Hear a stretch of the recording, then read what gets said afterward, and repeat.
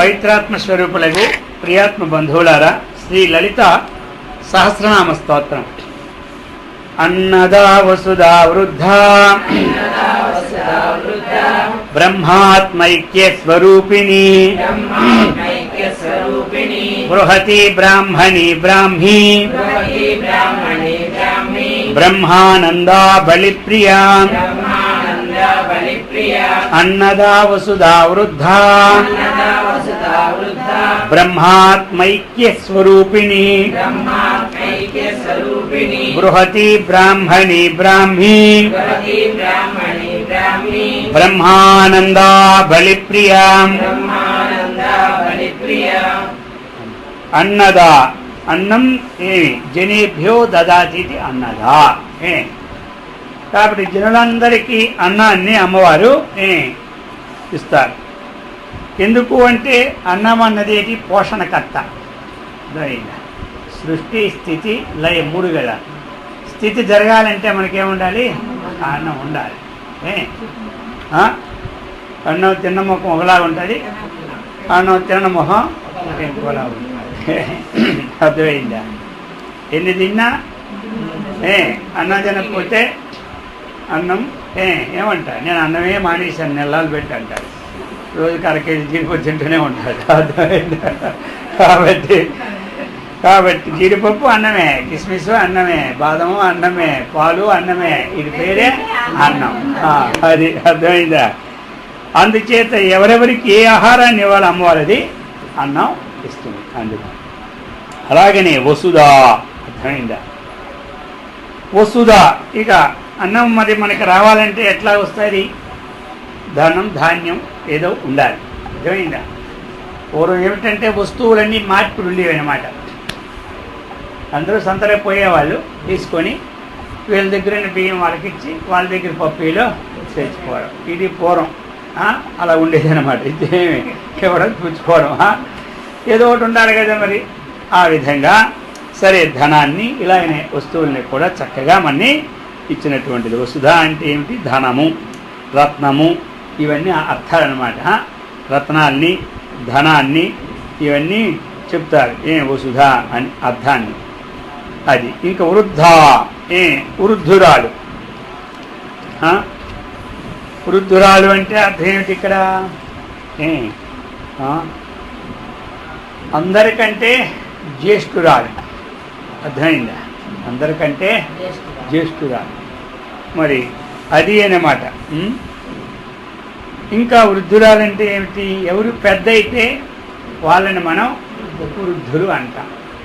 అందుచేత ఇంకా లోకంలో ఆమె కంటే పెద్దలు ఇంకొకరెవరు లేరన్నమాట. ఆమె ఈ జగత్తు రూపంలో వృద్ధి పొందినది కనుక. ఇంకోటి ఏంటి? వృద్ధురాలకి ఆ అమ్మగారే తన ఇచ్ఛాశక్తి మన సంకల్పం ద్వారా ఈ జగత్తునంతా వృద్ధి చేసింది. కాబట్టి ఆ వృద్ధి చేసిన కారణంగా వృద్ధురాలు. అది అనమాట. ఈ జగత్తునంతా 14 బాంధవులు, భువన బాంధవులు వృద్ధి చేసింది కాబట్టి వృద్ధురాలు. అంతే కదా. ఏదో నీకు ఆస్తి ఇచ్చాను, దీన్ని చక్కగా వృద్ధి చేసుకోరా అంటారు. వృద్ధి చేస్తే వాడి పేరు వృద్ధుడు అవుతాడనమాట. అర్థమైందా? అమ్మగారు కాబట్టి వృద్ధురాలు. కొంతమంది ఇచ్చింది పోనది ఖర్చు పెట్టేస్తారు. బుద్ధి లేదు, గిద్ది లేదు. అర్థమైంది కదా. అది వృద్ధురాలు. అది ఒకటి పాయింట్ దొరికింది ఇప్పుడు మనకి. సరే, కాబట్టి అన్నదా వసుదా వృద్ధి బ్రహ్మాత్మైక్య స్వరూపిణి. ఏమిటంటే కాబట్టి బ్రహ్మాత్మైక్య స్వరూపిణి. బ్రహ్మణ చైతన్యేవ సహ ఆత్మనాం జీవానాం ఐక్యమేవా. అర్థమైందా? చెప్తున్నారు. బ్రహ్మాత్మైక్య స్వరూపిణి. బ్రహ్మణ అంటే ఏమిటి? చైతన్యేనా, చైతన్యముతో. ఇక్కడ బ్రహ్మ ఆత్మ. బ్రహ్మ ఆత్మ రెండు ఇచ్చారు. ఈ రెండిటికి ఐక్యము కావాలి. అంటే ఇక్కడ ఐక్యము అన్నటువంటిది రెండు కావు. బ్రహ్మస్వరూపము అమ్మగారే, ఆత్మస్వరూపము అమ్మగారే. ఇక్కడ బ్రహ్మస్వరూపంతో ఏం తీసుకోవాలి? చైతన్యాన్ని తీసుకోవాలి. అర్థమైందా? బ్రహ్మస్వరూపంతో చైతన్యం, ఆ చైతన్యం అంతటా ఉన్న చైతన్యము ఒక్కటే. అర్థమైంది అందరికీ? చైతన్యంలో తేడా ఏమీ లేదు. సూర్యకాంతి అన్నటువంటిది అన్ని లోకాలకి ఒక్కటే సూర్యుడు. అందులో తేడా ఏమీ లేదు. ఈ భూలోకంలో ఏ లోకంలోనైనా సూర్యుడు మొత్తాన్ని ప్రకాశింప చేస్తాడు. ఆ విధంగా చైతన్యం అంతటా ఉంటుంది. అయితే ఇప్పుడు ఆ చైతన్యం ఈ శరీరాన్ని ధరించినప్పుడు అంటే ఏమిటి? ఈ శరీరంలో అంతఃకరణం ఉంది అందరికీ. అంతః అంటే లోపట ఉన్న కర్ణాన్ని అంతఃకరణం అంటారు. ఆ అంతఃకరణంలో ఆ చైతన్యం యొక్క ప్రతిబింబము పడుతుంటుంది ప్రతి వారికి. అర్థమైందా? విపీలిక జీవులు అందరికీ అంతఃకరణంలో చైతన్యం యొక్క ప్రతిబింబము పడుతుంది. అది ఎలాగైతే సూర్యుని యొక్క రశ్మి ఈ ప్రపంచం అంతా పడుతూ ఉంటుంటుందో అలాగే చైతన్యం యొక్క రశ్మి సకల జీవులు ఎందు పడుతూ ఉంటుంటాయి. అర్థమైందా? ఆ పడేటప్పుడు ఈ వ్యక్తి జీవుడు అనుకుంటాడు. వ్యక్తి జీవుడు పేరు అన్నమాట. ఎప్పుడైతే అంతఃకరణంలో పరమాత్మ చైతన్యం పడిందో అంతఃకరణ అవచ్ఛిన్నం చైతన్యం జీవ. అంతఃకరణంలో పడిన చైతన్యాన్ని జీవుడు అంటారు. అయితే ఇక్కడ బ్రహ్మాత్మైక్య స్వరూపము అంటే ఏమిటి? అంతటా ఉన్నటువంటి ఏ చైతన్యం ఉన్నదో ఆ చైతన్యమే నాలో పడింది కాబట్టి ఆ చైతన్యమైంది బ్రహ్మకిన్ని ఈ జీవుడికి భేదము లేదు. భేదం ఉంటే ఐక్యం అవ్వదు కదా. ఎక్కడ భేదం ఉందో అక్కడ ఐక్యం అవదు, ఎక్కడ భేదం లేదో అక్కడ ఐక్యము అవుతాయి. అందుచేత బ్రహ్మాత్మైక్య స్వరూపిణి. బ్రహ్మ అంటే పరమాత్మ, ఆత్మ అంటే జీవాత్మ. ఈ రెండిటికి ఐక్యము ఉన్నటువంటిది. అంటే విధి లేదు, భేదము లేదు. అందుచేత ఇప్పుడు మనకి ఈ బ్రహ్మాఖ్యైక్యం ఉన్నటువంటి దాన్ని తత్వమసి మహావాక్యం ద్వారా బోధిస్తారన్నమాట గురువు. గురువు బోధించి ఏమిటి? జీవబ్రహ్మ ఐక్యము అది అన్నమాట. గురువు తత్వ త్వము అసి అన్నమాట. తత్వం అంటే అది, త్వము అంటే నీవు, అసి అంటే అయి ఉన్నావు. అర్థమైందా? తత్వం అంటే అది, త్వము అంటే నీవు, అసి అంటే అయి ఉన్నావు.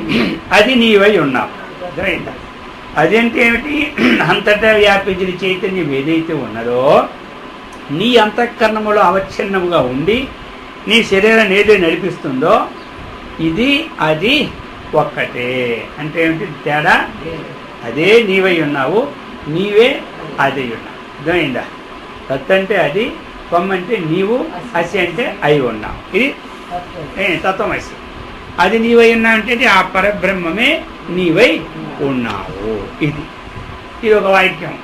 ఆ పరబ్రహ్మ నీవై ఉన్నావు అన్నప్పుడు మనకేం అర్థమవుతుంది? ఆ పరబ్రహ్మమే నేను. ఆ పరబ్రహ్మమే నీవై ఉన్నావు నేను చెప్తే మీకేం అర్థమవుతుంది? ఆ పరబ్రహ్మమే నేను. ఆ పరబ్రహ్మమే నేను అన్నదాన్ని అహం బ్రహ్మాస్మి అంటారు. అర్థమైందా? అది నీవై ఉన్నావనేది ఏమిటి? తత్వమసి అంటారు. అందుచేత ఇప్పుడు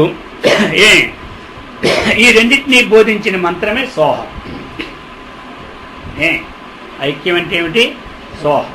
జీవ బ్రహ్మలకు ఐక్యమైన మంత్రం ఏమిటి? సోహం సోహం సోహం. సహ అంటే ఎవరు? అతడు. అహం అంటే ఎవరు? నేను. అతడే నేను, అతడే నేను. అతడేంటి ఎవరు? అందరిలో ఉండే చైతన్యమో నేను. ఇది అన్నమాట. అందుకు ఈ జీవ బ్రహ్మైక్య స్వరూపిణి. అది ఇది తెలుసుకుంటే మోక్షం. అర్థమైందా? తెలుసుకుంటే మోక్షం. మోక్షం ఎక్కడ ఉన్నదంటే ఈ రహస్యం తెలుసుకోవడమే మోక్షం. ఏమీ లేదు, ఎక్కడ ఏమీ లేదు. ఇదేం పెద్ద కష్టమా చెప్పండి ఇప్పుడు? అది నేను అనుకుంటే అయిపోయా, ఇది నేను అనుకుంటే బంధం, అది నేను అనుకుంటే ముక్తి. అర్థమైందా? ఇది నేను అనుకుంటే బంధం, అది నేను అనుకుంటే ముక్తి. ఇంతే, ఏమీ లేదు. అర్థమైంది కదా? అది చాలా తేలిక. ఏ తేలిక అంటే మోక్షమే తేలిక. తేలికైంది వెనక్కి పెట్టేస్తున్నాం, బరువైంది ముందు మోసుకెళ్ళిపోతున్నాం మనం. ఏది తేలికో దాన్ని వెనకని పెట్టేస్తున్నాం, ఏది బరువో అది మోస్తూ ఉన్నాం. కాబట్టి అది చెప్పారు. బ్రహ్మాత్మైక్య స్వరూపిణి బృహతి. అది బృహతి అంటే ఏమిటి? అన్నిటికంటే గొప్పది. బృహత్ అంటే ఏమిటి? అన్నిటికంటే గొప్పది అన్నమాట. అది అంటే ఏమిటి? లోకంలో ఏవి గొప్ప చెప్పండి మీరు. లోకంలో ఏది గొప్ప? ఏదేది గొప్ప?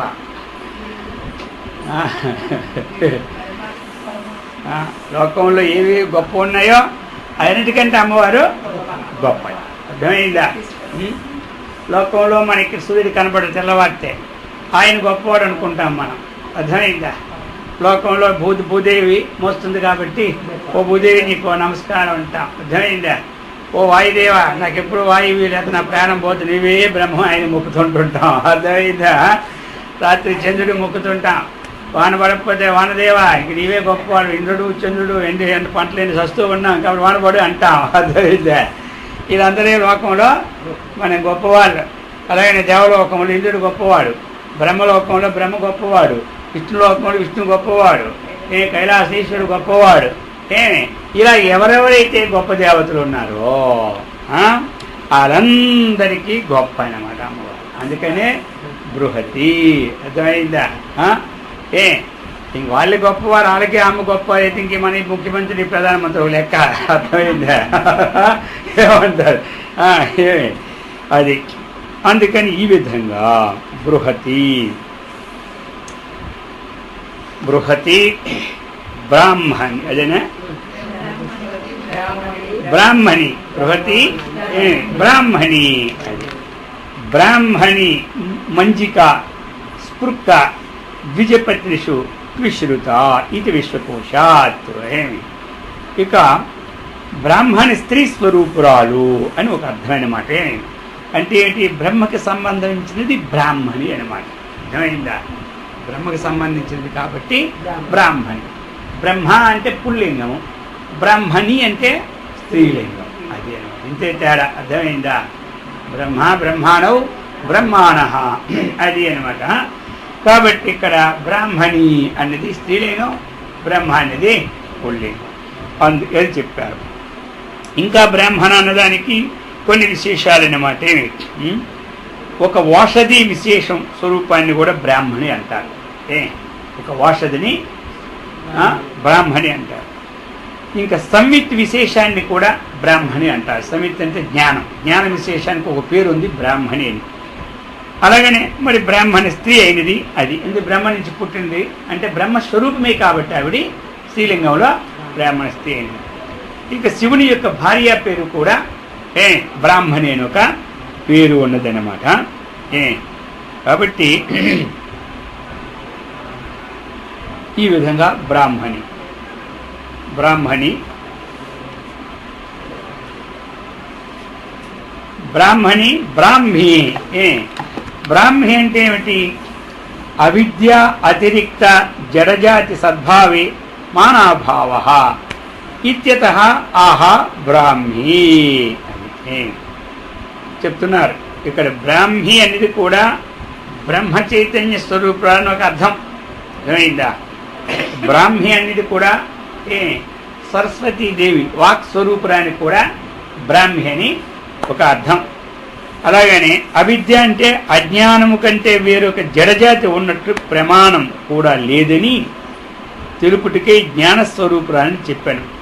కాబట్టి బ్రాహ్మం జాతో అని నిపతించుట వలన ఈ పదము సాధువు లేదా వాక్ స్వరూపురాలు, బ్రాహ్మీతు, భారతీ భాష అని ఈ విధంగా మనకి అర్థాలు ఏమిటి? అవిద్య కంటే వేరొక జడజాతి ఉన్నట్లు ప్రమాణము కూడా లేదని తెలుపుటికే. జడజాతి అంటే ఏమిటి? జడం అంటే ఏమిటి? కదలనిదే అన్నమాట. అర్థమైందా? అవిద్య కంటే వేరొక జడజాతి ఉన్నట్లు ప్రమాణం కూడా లేదని. అంటే అజ్ఞానము కంటే జడమైనది లోకములో ఇంకొకటి లేదు. కాబట్టి అది తెలుపడానికి ఈ జడజాతి అన్నటువంటి అజ్ఞానం కంటే ఇంకొకటి లేదు. అందుచేత జ్ఞానము ద్వారా ఇది మనం తెలుసుకోవాలి. అజ్ఞానం కంటే ఇంకొకటి అన్యమైనది లేదు. అజ్ఞానమే బంధము అన్నటువంటి జ్ఞానస్వరూపురాలు, మనకు తెలిపినటువంటి జ్ఞానాన్ని కలిగిన స్వరూపం కలదు కాబట్టి ఆ బ్రాహ్మి అని పేరు వచ్చింది. బ్రహ్మానంద, ఇక బ్రహ్మమే బ్రహ్మయ్యే ఆనందముగా కలదు. అర్థమైందా? బ్రహ్మయ్యే ఆనందమన్నమాట. అంటే ఏమిటి? ఇక్కడ బ్రహ్మం అనేది నిర్గుణం, అది ఆనంద స్వరూపమే, కానీ ఆనందము కలదని కూడా చెప్పకూడదు. ఎప్పుడు చెరుకు రసం ఎలాగొంటే తీపి స్వరూపం, దాని స్వరూపమే తీపి. ఇంకా తీపి కలదనే మనం అక్కర్లే. సాదృశ్యం చెప్పినప్పుడు ఆ చెరుకు వంటిది వీళ్ళని చెప్పొచ్చు, కానీ దాని స్వభావమే తీపి. అలాగనే బ్రహ్మం యొక్క స్వభావమే ఆనందం. ఆనందో బ్రహ్మేతి వ్యజానాత్ ఆనందాధ్యేవ కల్విమాని భూతాని జాయంతే ఆనందేన యత్ ప్రవిశ్యంతి తజ్జిజ్ఞాసస్వ తత్ బ్రహ్మ.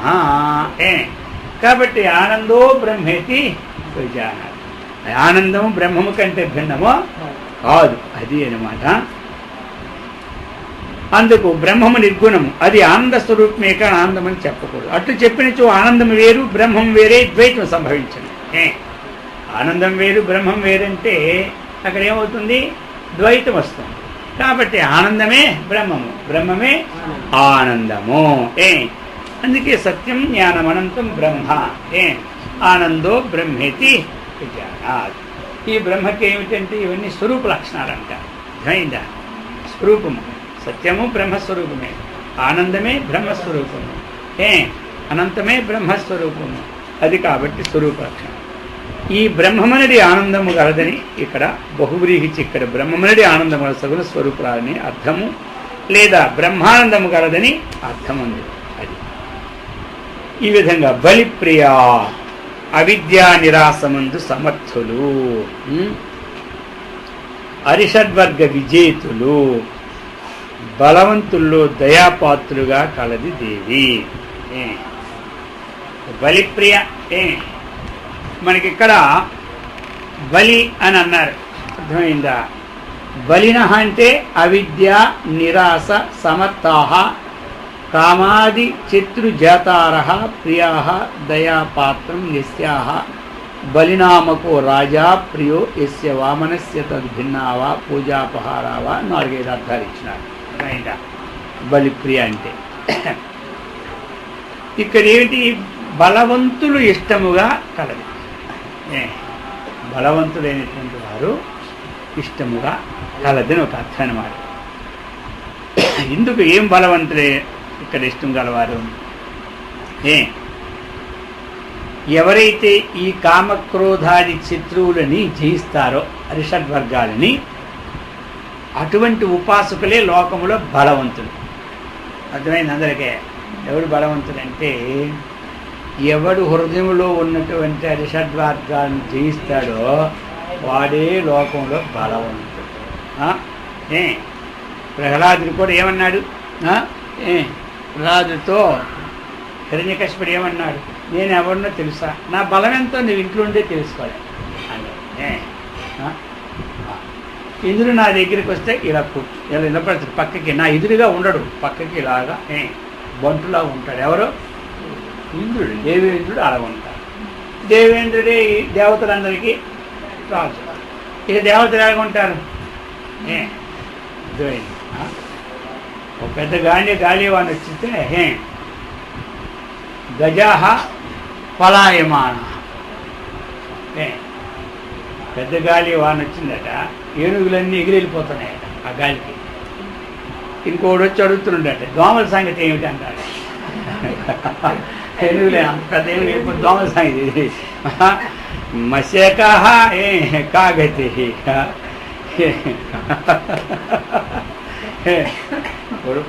గజాహ పలాయమానాహ భవంతి అయితే మత్స్యకాహ కాగతి అన్నట్టు ఉంటాడు. అయ్యా ఇలా ఉంటుంది అన్నాడు ఇంద్రుడు. అన్నటువంటి వాడు ఇలా వచ్చి నా బలం ఎవడో నీకు తెలియదు అన్నాడు. అప్పుడు అన్నాడు, నీకు ఏమి ముందు నీ అరిషడ్వర్గములు ఇంద్రియానీకమును జయించిన వాడవైతే నీకు లోకములు విరోధి ఒక్క లేడు చెప్పి అయిందా.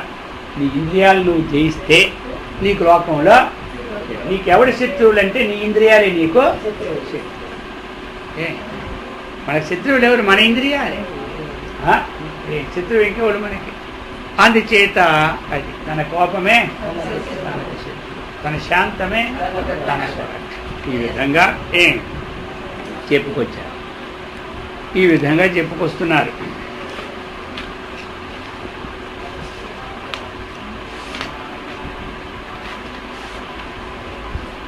బృహతి బ్రాహ్మణి బ్రహ్మానంద బలిప్రియ. అది కాబట్టి ఈ బలి అంటే ఇప్పుడు ఏమనుకున్నాము? కామక్రోధాది శక్తులను జయించిన జయించడం బలి. ఊరక ఏమే వీటిని చంపేయడమే. కొంతమంది బలి అంటే అది అర్థం వస్తాయి. ఏమంటారు? బలి అనగానే బలి అంటే అన్నము, బలి అంటే దానం, అర్థాలు. ఇక్కడ బలి అంటే అటువంటి ఉపాసకులకు బలవంతుని పేరట. వారి ఎందు దయగలది. ఎవరు? ప్రియ అంటే దయగలది. లేదా ఇంకొక అర్థం, బలిచక్రవర్తికి ప్రియుడు వామనమూర్తి. బలిచక్రవర్తికి ప్రియుడు ఎవరు? వామనమూర్తి. కాబట్టి వామనుడు బలిచక్రవర్తికి ప్రియుడు కనుకనే బలికి సుతల లోక రాజ్యం ఇచ్చి తాను ద్వారపాలకుడే ఉండి జ్ఞానముని ఇచ్చాడు. బలిచక్రవర్తికి ప్రియుడయ్యేవారు వామనుడైనాడు. వామనుడు బలిచక్రవర్తికి ప్రియుడైనాడు. మరి ఆయన ప్రియం కాబట్టి ఆయనకి 3 అడుగులు దానం అడగగానే ఇచ్చాడు. అప్పుడే అన్నాడు, నా ఆస్తికి నా అంతస్తుకి తగినట్టు అడగలేదు అన్నాడు. ఎవరు? ఇది ఎలాగుంటుందంటే, ఒక ప్రధానమంత్రి దగ్గరికి వెళ్ళి ఇంటర్వ్యూ తీసుకొని ఒక కాపీ ఇస్తానని అడిగారు. వెళ్ళి ఇంటర్వ్యూ తీసుకొని నెలలు పెట్టి ప్రధానమంత్రి ఏం మాట్లాడాలని వెళ్ళారంటే ఒక కాపీ అడిగారు. కాపీ తాగుతూ పక్కనోడి తీపిచ్చేస్తారు కాపీ. అలాగయ్యా నీవేం చేశావంటే, నా యొక్క అంతస్తు లేకుండా 3 అడుగులు, కొన్ని 1000 అడుగులు అడిగినా బాగుంటుంది, కొన్ని 1000 ఎకరాలు అడిగినా బాగుంటుంది. నేను ఎంత నాకు ఆ 3 అడుగులే చాలు, అవి 3 లోకాలుగా నేను భావించుకుంటున్నాను అన్నాడు. వాడి వల్ల అబద్ధం అర్థమైందా? ఆ 3 లోకాలుగా నేను అనుకున్నట్టు చేసాడు. అనుకున్నట్టే చేశాడు. సరే తీసుకున్నాడు. తీసుకున్నాక లాస్ట్లో ఏం వరకు కావాలో కోరుకొని త్యాగానికి మెచ్చుకున్నాను అన్నాడు. ఎవరు? బలిచక్రవర్తి అడిగాడు. వామనుడు అడిగాడు బలిచక్రవర్తి.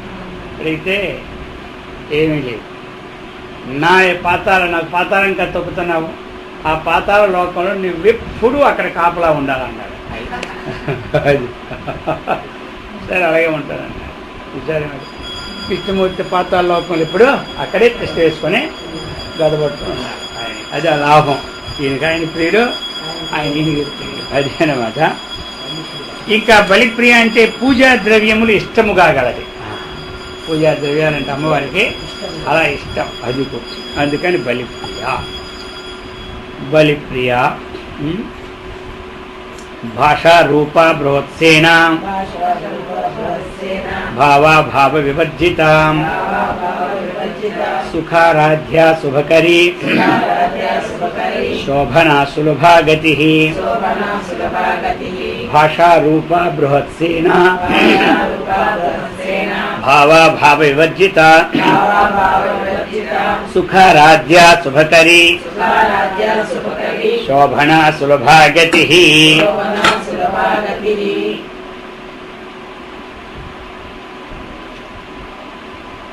అది చెప్తున్నారు. భాషారూప ఏవైతే భాషలు మనకి సంస్కృతాది భాషలు ఉన్నాయో, సంస్కృత ప్రాకృతాది భాషారూపం యస్యాః. ఈ భాషల యొక్క స్వరూపమే అమ్మవారు. మనకి సంస్కృతం అనే భాష మొట్టమొదటిది అది. తర్వాత ఎవరి యొక్క ఏది దేశంలో ఆ భాష. కాబట్టి భాషల స్వరూపం ఏమిటంటే అమ్మవారు. అయిందా? అందుకని సంస్కృత ప్రాకృతాది భాషల స్వరూపంగా కలదే అమ్మవారు. ఇంకా ఎలాగా భాషారూపం అంటే ఆ భాషలచే నిరూపింపబడినది. మరి ఇప్పుడు అమ్మవారిని తెలుసుకోవాలంటే ఏ భాషలో ఉన్నటువంటి ఆ భాష గ్రంథాలు మనం చక్కగా చదువుకుంటే ఈ గ్రంథాల ద్వారా అమ్మవారు నిరూపింపబడతారు. అర్థమైందా? అది చెప్తున్నారు. ఇంకా భాషారూప బృహత్సేన. బృహత్సేన, బృహత్సేన అంటే ఏమిటి? పెద్ద సేన. వీడి కుటుంబం, వీడి సైన్యం చాలా పెద్దదయ్యా అంటారు. అర్థమైందా? వారి భోజనం చెప్పామంటే అలా 100 మంది ఉంటారు. అది ఎక్కడ అవుతుంది? ఎప్పుడో పెద్ద కార్యం ఇప్పుడు చెప్పాలి, కానీ మామూలు వీడికి చెప్తే లాభం లేదంటారు కొంతమంది. పూర్వం దాన్ని బట్టే ఇంటి అందరా లేక ఒక్కర పూర్వం చెప్పేవారు. వాళ్ళ ఇంట్లో ఇద్దరే అనుకో, మీ ఇంటి అందరూ ఆయన భోజనాలు పూర్వం పెళ్ళిళ్ళు ఇచ్చినప్పుడు. అర్థమైందా? ఇక వాళ్ళ ఇంట్లో 100 మంది అనుకో, మీ ఇంట్లో ఒక్కలే రావాలి. అది ఒక్కడే చెప్తే ₹1 వేసేవాడు ఎవరికైనా. పిలిస్తే ఇంటనే చెప్తే ఒక ₹5 వేస్తారు. అది అనమాట. అది ఇవన్నీ పూర్వం ఎందుకు ఇవన్నీ పెట్టారు పెళ్ళిళ్ళకి? డబ్బుల సంగతి అన్నీ పెళ్లి చేయడం కష్టం కదా. అందుకని ఆ సమయంలో అందరికీ వస్తారు, వాళ్ళు డబ్బులు ఇస్తే దాంతో కొంత ఖర్చులకి కలిసి పెళ్ళిళ్ళు నెరవేర్చి పెట్టారన్నమాట. అది అది ఒకసారి ఇప్పుడు వాడాలంటే కట్టిన వాళ్ళు ఇస్తారా? అలా ఇవన్నీ అప్పుడప్పుడు మళ్ళీ వాళ్ళ అప్పులకి తీర్చేస్తూ ఉంటారు అనమాట. అర్థమైందా? అది అందుకని ఆ విధంగా అనమాట. అందుకు బృహత్సేన. ఇక ఆవిడికి హద్దులేనంత చతురంగ బలం ఉంది. ఎవరికి? ఇక అంతా ఆవిడదే, ఇదే మెరికేదా. కాబట్టి మనందరం అమ్మవారికి సేనా స్వరూపమన్నమాట. అది అనమాట. అది ఇక భావాభావ వివర్జిత. ఇక్కడ భావములనగా ద్రవ్య గుణాలు. అర్థమైందా?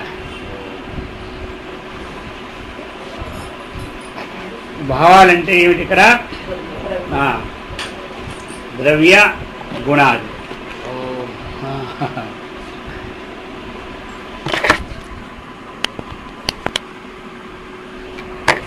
భావాభావ ఏమి? ఇక్కడ భావము అంటే ఏమిటి? ఒక ద్రవ్యం. ఇందులో మన తర్కశాస్త్రం ఉంది, అందులో చెప్తారన్నమాట. ఏమిటి ద్రవ్యం అంటే? ద్రవ్య గుణ కర్మ సామాన్య విశేష సమవాయ అభావాహ సప్త. ఇవన్నమాట. ద్రవ్య ఇవన్నీ గుణ కర్మ సామాన్య విశేష సమవాయ అభావాహ. ఇవి సప్త పదార్థాలు. అర్థమైందా? అది ఈ విధంగా ఇక్కడ భావము అభావం. అయితే ఇక్కడ చెప్తున్నారన్నమాట, ఇవేమిటివి మనకి? ఈ రెండింటి చేత, భావము చేత అభావము చేత వదిలిపెట్టడం. అన్యోన్యాభావ అనేది ఒక పదార్థమే. పరస్పరం పరస్పరం ఒకటి ఘటం, దానికి వ్యతిరేకం పటం. అంటే ఏమిటి? ఘటస్య, ఘటం మీద పటాభావ, పటం మీద ఘటాభావ. ఇది అన్యోన్యాభావ. ఘట వస్తువు మీద పటం లేదు, పట వస్తువు లేదా ఘటం లేదు. ఈ విధంగా ఈ రెంటిచే భావాభావములచే వదిలిపెట్టబడినది. కానీ దేవి భావాభావ వివర్జిత అవుతున్నది. భావం కాదు, అభావం కాదు, రెండింటినీ అంటే ఈ రెండూ ఆవిడలో లేవు. అర్థమైంది? భావము లేదు, అభావ వివర్జిత అంటే అదనమాట. రెండింటినీ విడిచిపెడుతుందంటే ఏమిటి? తనలో ఒకసారి ఉంటేనే తర్వాత విడిచిపెట్టడం. అర్థమైందా? ఇంకా అర్థం తీసుకోవాలంటే తనలో ఉన్న విడిచిపెట్టడం కాదు, అది మనకనమాట. అవిద్యా సంబంధంగా అలవాటు లేని అభ్యాసం అయిపోయి వాటిని విడిచిపెట్టుకోవడానికి ప్రయత్నం చేసి సాధన చేసి మనం విడిచిపెట్టుకుంటాం. కాబట్టి ఇన్నాళ్ళకి నేను విముక్తున్నాయేమంటాం. ఎవడు దేనికి అలవాటు పడ్డాడో ఆ అలవాటు వాడి తప్పిపోతే వాడిది ఏమైనట్టు? విముక్తి అయినాడు. అంతే. వదలడమే మోక్షం. ఏదైతే ఆపోజిట్ పార్టీ ఒకటి ఉందో ఆ పార్టీని త్యాగం చేయడం మోక్షం. ఆ పార్టీ లేనుడికి ఇక మోక్షం ఏమిటి? ఇక్కడ మోక్షం లేదు, ముక్తిలే. ఏమంటారు? ఇప్పుడు చేతులు కట్టుకున్నాడు బంధం, వాడికి ఇడిపించడం. జైల్లో ఉన్నవాడికి వాడికి కదా బంధం, అందరికీ ఏం బంధం? కాబట్టి వాడంటాడు నేను ముక్తున్నాను. ఎందుకు? బంధింపు పట్టాడు కానీ ముక్తున్నాను. మనకి బంధం లేదు, ముక్తి లేదు. ఇది కాదా? అందుకు చెప్తున్న భావాభావ వివర్జిత అవుతుంది. ఇతర ఒక సందేహం, భావాభావం రెండూ లేనిది అభావ వివర్జిత అని ఎట్లవును? ఇతర అభావం అభావం అని వానిలో అభావము కలది, పరాశక్తి అన్నది ముగిసిన వస్తు వివర్జిత అన అభావ సహితత్వమే సిద్ధించుండా అభావంతో కూడిన దేవిని అభావ వివర్జిత ఎట్లా చెప్పనగును అని ఈ విధంగా తర్కశాస్త్రం ప్రకారంగా పరస్పర అన్యోన్య భావగా చెప్పి దాన్ని ఖండిస్తాడు. ఆ శాస్త్రము అదనమాట. కాబట్టి భావ పదార్థము కాదు, అభావ పదార్థము కాదు.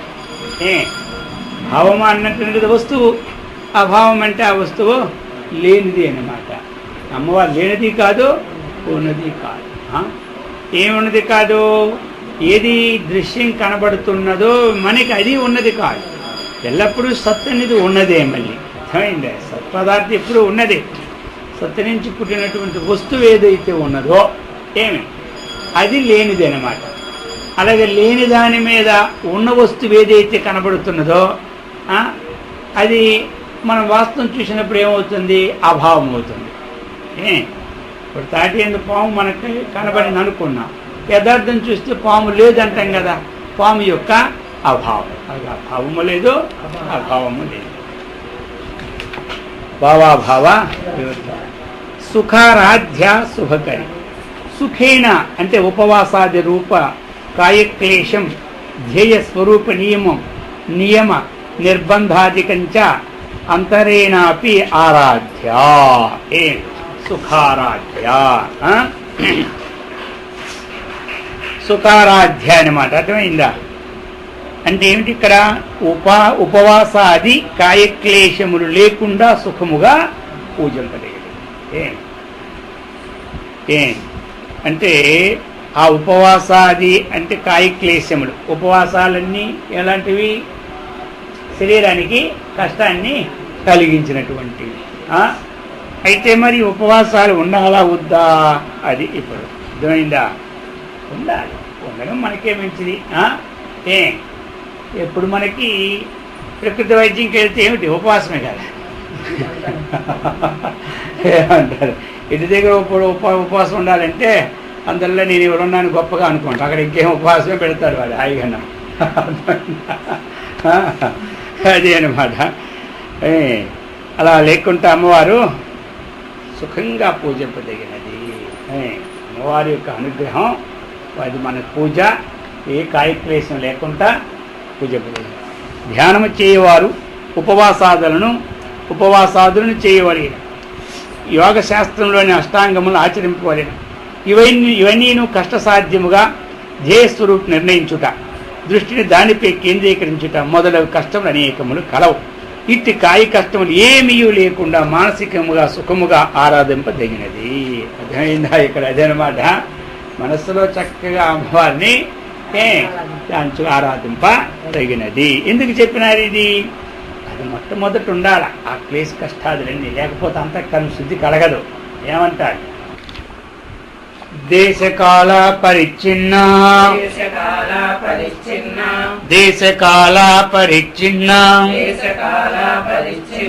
సర్వగా సర్వమోహిని సరస్వతీ శాస్త్రమయీ గుహాంబా గుహ్యరూపిణి దేశకాల పరిచ్ఛిన్న సర్వగా సర్వమోహిని సరస్వతీ శాస్త్రమయీ గుహాంబా గుహ్యరూపిణి గుహాంబా గుహ్యరూపిణి. అమ్మవారి యొక్క అపరిమితమైనటువంటిది పరిమితము అని ఇంతకుముందు కూడా చెప్పుకున్నాం. ఇప్పుడు అదే ఒక దేశం చేత ఒక కాలం చేత దాన్ని బట్టి మధ్యలో మనం వస్తువును కూడా తీసుకోవాలి. వీటి చేత పరిచ్ఛేద్యం నశక్యతే. ఇంతకుముందు కూడా ఒక కొలతకి లేనిదని చెప్పుకున్నాం. అందుచేత ఇక్కడ దేశ కాల ప్లస్ అపరిచ్ఛిన్న. అదే శ్లోకంలో చూసుకున్నారా? దేశకాల ఏమి ఉంది కదా, దేశకాల అంటే దీర్ఘం లేకుండా దేశకాల అపరిచ్ఛిన్న. అర్థమైందా? దేశకాల అపరిచ్ఛిన్న అంటే అర్థం వచ్చింది, దేశము చేత కాలము చేత పరిచ్ఛిన్నము కాదు, అంటే అవ్యాపకము కాదు. ఒక దేశం వరకే వ్యాపించి ఉందని, ఒక కాలం వరకే వ్యాపించి ఉందని కాదు. ఇదేమిటి? వ్యాపకం. అవ్యాపకం అనేది ఇది పరిచ్ఛిన్నం, వ్యాపకం అన్నటువంటిది అపరిచ్ఛిన్నం. అక్కడ రెండు ఇచ్చారు కాబట్టి వస్తువును కూడా మనం తీసుకోవచ్చు. దేశం చేత కాలం చేత వస్తువు చేత కూడా పరిచ్ఛిన్నమా కాదు. అందుచేత అపరిచ్ఛిన్న. పరిచ్ఛిన్నం అంటే మనకి ఒక కొలతకి వస్తాయి. పరిచ్ఛిన్నం అంటే కొలతకి వస్తాయి, అపరిచ్ఛిన్నం అంటే కొలతకి రాదు. అది ఒక లెక్కకి రాదు, ఒక సంఖ్యకి రాదు. సంఖ్య అపరిచ్ఛిన్న, కాల అపరిచ్ఛిన్న, దేశ అపరిచ్ఛిన్న. ఈ ప్రకారముగా దేశకాలాభ్యాం అపరిచ్ఛిన్న తత్కృత పరిచ్ఛేత్ అభావవతి. అందుచేత దేశం చేతను కాలము చేతను కాబట్టి పరమేశ్వరుడు కాలము చే పరిచ్ఛిన్నుడు కాదు. మరి అమ్మవారు ఎవరు? మరి బ్రహ్మాదులు కూడా జననే. బ్రహ్మోపేంద్ర మహేంద్రాది దేవ సంస్థుత వైభవ. మరి స్తుతించామంటే అర్థం ఏమిటి మరి? ఆ విధంగా బ్రహ్మాదులందరికీ కూడా ఒక కాల పరిణామం ఉంది. విష్ణువుకి కాల పరిణామం ఉంది. విష్ణువుకి కాల పరిమాణము ఉంది, బ్రహ్మకి కాల పరిమాణం ఉంది, ఈశ్వరుడికి కాల పరిమాణం ఉంది. జగత్తు ఎందుకు అంటే ఏది పుట్టిందో దానికి పరిమాణం. అర్థమైందా? ఏది పుట్టిందో దానికి పరిమాణం ఎంతవరకే. ఇప్పుడు ఏమంటారు? మ్యానుఫ్యాక్చర్డ్ తయారు చేయండి. ఇది ఎప్పుడు పుట్టిందా ముందంటే ఫలాని రోజు, కాబట్టి దానికి ఎక్స్పైర్ డేట్ ఉంటుంది అనమాట. ముందే రాస్తాడు ఫలాని డేట్కి ఇది అయిపోయి. ఆ డేట్ మారిన తర్వాత అందులో ఒకవేళ ఎక్స్పైరీ కాకపోయినా మందు కానీ డేట్ని చూసి మాత్రం మనకి భయమే. ఏమో ఎందుకు కొని తెచ్చుకోవడం, పోయేది 10 రూపాయలు పడి కొత్తది కొనుక్కోవడం మంచిదిగా, ఈ పాతదే మనకి ఇదే ముప్పు తెస్తుంది. ఆ విధంగా దేశం చేత కాలం చేత కూడా ఏమీ అపరిచ్ఛిన్నమైన మాట. 100 సంవత్సరాల ఆయుర్ప్రమాణం ఉంది. బ్రహ్మదేవుడికి కూడా 100 సంవత్సరాలే. అయితే తేడా ఉంది. ఆయన పరిమాణానికి మన పరిమాణానికి తేడా. భగవద్గీత ఏం చెప్పింది? సహస్రయుగ పర్యంత మహర్యత్ బ్రహ్మను ఒక పగల. 1000 యుగాలు ఉంది కదా, అది బ్రహ్మకు ఒక పగలట. మళ్ళీ ఇంకొక 1000 రాత్రి, ఇది ఒక రోజు. ఇలాంటి 30 రోజులు, అలాంటి 12 నెలలు, ఇలాంటి 100 సంవత్సరాలు వాళ్ళకి. అది మనవంతకి వాళ్ళవంతకి ఎంత తేడా చూసినారా? అది అనమాట. అందుచేత ఈ ప్రకారం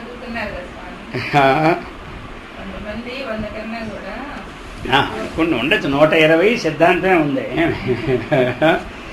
అది కాబట్టి ఈ ప్రకారముగా ఇక్కడ మనకి కాలపరిచ్ఛేదము అని అనుకున్నాం. అర్థమైందా? కాలం పరిచ్ఛేదం అంటే ఏమిటి? ఒక కాలంలో భగవంతుడు ఉంటాడు, ఒక కాలంలో భగవంతుడు ఉండడు అంటే అప్పుడేమైంది చెప్పండి? కాల పరిచ్ఛేదం. ఈ కాలంలోనే భగవంతుడు ఉంటాడట. అర్థమైందా? ఆ కాలం దాడిపోతే ఇంకోటి. మనమందరం ఆ కాలాన్ని కట్టుబడిపోయి ఉన్నాం కదా. ఈ చాతుర్మాసం అంతవరకే ఉంటుంది ఈ కాలం, ఈ ఏకాదశి మధ్యాహ్నం వరకే ఉంటుంది, ఈ ద్వాదశి ఉదయం వరకే ఉంటుంది. ఏమంటారు? అర్థమైందా? ఈ కాలం వరకే ఉంటాయి కాబట్టి ఆ కాలంలోకి మనకు తొందరగా పనిచేసేసుకోవాలి అని. కాబట్టి అలాగా ఇక ఇవన్నీ దేనికి అంటే ఒక నియమం. ఏమంటారు? ఈ కాలంలో ఉషకాలంలో బ్రాహ్మీ ముహూర్తంలో చక్కగా పూజ ధ్యానము చేసుకుంటే ఒక మంచిది. ఒక మంచి శుభం కలుగుతుంది, మనకు ఒక ప్రశాంత వాతావరణం అవుతుంది. ఆ కాలంలో ఉన్నటువంటి వీళ్ళు ఎక్కువ ప్రశాంతమైన వాతావరణం, మహామునులందరూ కూడా తపస్సు చేసుకుంటూ ఉంటుంటారు. అలాగని తెల్లవారు లేచి అందరూ కూడా ఈ గుణాల్లో ఇంకా ప్రవేశించనే ఉంటారు. అంతా కూడా సత్వగుణంలో ఉంటారు, లేకపోతే పూర్తిగా నిద్రపోతూ ఉంటుంటారు. ఈ ప్రకారంగా అది ప్రశాంతమైనటువంటి కాలం అన్నమాట. ఆ కాలంలో చేసినటువంటి మనకి పట్టుబడితే కానీ ఉండాలి పుణ్యం అది. కాబట్టి మరి ఇప్పుడు ఎవరైతే ఆత్మచింతనే చేస్తూ ఉంటుంటారో వాళ్ళకి ఏ కాలమని ఆ కాలమని లేదు. మనం కాలానికి బద్ధులు అయిపోయినా, ఎందుకంటే పరమాత్మ కాలాతీతుడు. ఆయనకి ఇంతకాలం వరకే ఆయన ఉంటాడనేదేమీ లేదు. ఇవన్నీ కూడా మన యొక్క ఒక వేదవిహితమైనటువంటి ఒక అంతఃకరణ శుద్ధికి మన యొక్క ఒక కర్తవ్య కర్మకి విధులు అనమాట ఇవన్నీ. అర్థమైందా? అందుచేత ఇది ఈ విధంగా కాలం. ఇంకా ఏమి మరి దేశం అంటే ఏమిటి? ఇక్కడ దేశం అంటే ఈ దేశం వరకే పరమాత్మ ఉంటాడు, ఏమి ఇంకా ఆ దేశంలో ఉండడు అన్నమాట ఏమీ లేదు, అంతటా వ్యాపించి ఉంటాడు. అందుచేత దేశకాల అపరిచ్ఛిన్న, పరిచ్ఛిన్న అనకూడదు, అపరిచ్ఛిన్న అన్నది. అదే చదివినప్పుడు కూడా దేశకాల పరిచ్ఛిన్నం చదవాలి. దేశకాల పరిచ్ఛిన్న అన్నారనుకోండి, అది అపరిచ్ఛిన్న ఎగిరిపోతుంది. ఆయన్ని మనం పరిచ్ఛిన్నం చేసినట్టు ఎవరిని. అందుకని దీర్ఘం ఉన్న దగ్గర కొంచెం దీర్ఘం తీస్తే అర్థం వచ్చేస్తుంది. దేశకాల పరిచ్ఛిన్న అది. కాబట్టి మరి ఈశ్వరులు అందరూ కూడా కాల పరిచ్ఛిన్నం. ఎందుకంటే మనకి పతంజలి యోగ సూత్రంలో కూడా పూర్వేషామపి గురువు కాలేన అనవచ్ఛేదాత్. పూర్వేషామపి గురువు కాలేన అనవచ్ఛేదాత్. ఎవరైతే ఎవరు పూర్వేషామపి గురువు కాలేన అనవచ్ఛేద.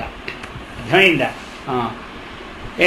అంటే పూర్వేషామంటే ఇంతవరకు మనకి ఎంతమంది అయితే గురువులు ఉన్నారో, పూర్వేషామపి వీళ్ళందరికీ ఏ గురువు అయితే ఉన్నాడో ఆ గురువు కాలం చేత అనవచ్ఛేద్యం అంటే అవచ్ఛిద్యుడు వాడు. అర్థమైందా? అతడు కాలం చేత వచ్చేది. దేవుడు ఆ గురువు. యో బ్రహ్మాణం విదదాతి పూర్వం యో వై వేదాంచ ప్రహిణోతి తస్మై తంహదేవం ఆత్మబుద్ధిం ముముక్షుర్వై శరణమహం ప్రపద్యే. బ్రహ్మాది దేవతను కూడా సృష్టించి ఈ వేదాలని ఎవరికైతే ఇచ్చినాడో అతడే అసలైన. అతనికి ఎప్పుడూ కాల పరిచ్ఛిన్నం లేదు. అందుచేత ఈ విధంగా దేశకాల పరిచ్ఛిన్న అమ్మవారు. ఇంకా ఏమిటి మనకి సర్వగా తదేవాహ. ఆ దేశకాల పరిచ్ఛిన్నమైంది ఏది చెప్పారో దాన్నే మళ్ళీ సర్వగా అని చెప్తున్నారు. సర్వం వస్తు మాత్రం గచ్చతి అభేదేన ప్రాప్నోతి సర్వగా చెప్తున్నారన్నమాట. అంతాత్యాతాద్వేత్ ఇత్యాదినా తదుక్తం వరహపురాణే. అక్కడ కొన్ని పురాణాల్లో కూడా ఇచ్చింది కూడా ఇస్తున్నారు మనకి. సర్వగా అన్నంటేంటి? సర్వం గచ్చతి ఇది సర్వగా. గచ్చతి అంటే ఏమిటి? అంతటా వ్యాపించి ఉండదు. అర్థమైందా? మామూలుగా మనం చెప్పుకున్నప్పుడు ఏమిటి గచ్చతి అనేటువంటిది నడుస్తున్నారు అనుకుంటాం. మరి పరమాత్మ ఏమిటి? అంతటా వ్యాపించి ఉన్నది. ఎందులో కూడా పరమాత్మ లేదని లేదు. అందుకని ఇక్కడ ఏమిటి? సమస్త వస్తువులతో కూడా అభేదాన్నే పొంది ఉన్నది. ఎవరు? అమ్మవారు. కాబట్టి అభేదాన్నే పొంది ఉన్నది. అంటే అభేదం ఏమిటేంటి? ఆ వస్తువుకి తనకి భిన్నమో లేదు. భిన్నం ఎక్కడ? సర్వగా అంటుంటే అన్నిట్లోనూ వ్యాపించి ఉన్నానే, అది అభేదాన్నే పొంది ఉన్నది. అది అన్ని వస్తువులతో అభేదమును పొంది ఉన్నది అన్నమాట. ఇక అదే కాదు, వస్తువు అంటే మరి దాన్ని స్వరూపం తీసుకుంటే సకల స్వరూపాల్లో కూడా అమ్మవారు అభేదాన్ని. ఎందుకు అభేదం అంటే సకల స్వరూపాల్లో అంతర్యామిగా ఉన్నారు అమ్మవారు. మరి అంతర్యామిగా ఉండేటప్పుడు ఉపాధి భేదమే కానీ ఆత్మభేదము లేదు. ఆ దాన్ని తీసుకోవాలి. ఉపాధిని భేదం. ఉపాధి ఎప్పుడూ కూడా పుట్టింది కాబట్టి పోతాది. ఉపాధి పుట్టింది కాబట్టి పోతాది. కాబట్టి ఇదేమో పోదు, అందుకే అభేదం. సర్వగా అని మనకి చెప్తున్నా అనమాట. సర్వగా సర్వమోహిని, సర్వగా సర్వమోహిని అన్నమాట. ఇక్కడ మనకి మోహిని. నను నిత్యత్వాత్ నిత్యత్వ అనిత్యత్వ జడత్వ చిత్యాది విరుద్ధ ధర్మ సమావేశాత్తు కథం. ఇక్కడ చెప్తూ ఉన్నారు సర్వమోహిని. సర్వమోహిని అంటే ఏమిటి? అందరినీ మోహపెట్టుచున్నది. ఇది అక్కడ అర్థం. సర్వమోహిని అంటే ఏం చేస్తుంది? అందరినీ మోహపెట్టుచున్నది. అంటే ఎలాగ ఇక్కడ మరి మోహపెట్టడము అంటే చెప్తున్నారు. అనయా ఏతజ్జగత్సర్వం సదేవా. ఈ సమస్త జగత్తు కూడా సదేవ, సత్ కంటే భిన్నం కాదు. అనయాం ఏతజ్జగత్సర్వం సదేవా. ఈ సమస్తము కూడా సత్ కంటే భిన్నము కాదు. కానీ అసురమానుషం మోహయామి ద్విజశ్రేష్ఠాః సృజామి విసృజామి చ ఇది అత్రైవ హిమవంతం ప్రతిదేవి వచనం అని ఒక దగ్గర ఈ విధంగా ఒక వాక్యం. అంటే ఇక్కడ మోహయామి అన్నటువంటిది మనం ఇంతవరకు కూడా తెలుసుకుంటూనే ఉన్నాం. ఏమిటి ఇక్కడ మోహయామి అన్నటువంటి దానికి, ఆవిడ మోహింప చేయటువంటి దానికి ఏమిటి అర్థం? అది మనం ఇప్పుడు మనలో మనమే తెలుసుకోవాలి. అర్థమైందా? ఏ విధంగా మోహం చేస్తూ ఉన్నది మనకి అనేది. అయితే ఇక్కడ మోహము అన్నటువంటిది ముఖ్యతి ఇది మోహం. కాబట్టి మరి మోహం అనేది ఏమిటి? అత్యంత ప్రేమ. దానిని భక్తి అంటాము. ఓ పక్కలో ఏమంటారు? వ్యామోహం గాడి అంటాం. అర్థమైందా? అదే తండ్రి ఎందు మోహం ఉన్నది అంటే ఏమంటారు ఇప్పుడు? సరే, భార్య ఎందు మోహం ఉన్నదంటే వేరే అర్థం తీసుకుంటారు. ఇప్పుడు భగవంతుని వీడికి చాలా మోహం అంటారు. ఏమంటారు? ఇప్పుడు భగవంతుని ఏందో వీడికి చాలా మోహం అంటారు. అప్పుడు ఏం తీసుకోవాలి?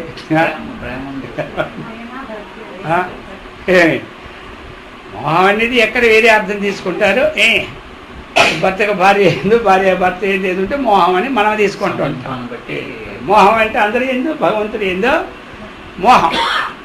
మరి భగవంతుని ఏందో మోహం అంటే భగవంతుని మోహం ఉండాలో చెడగొట్టుకోవాలా?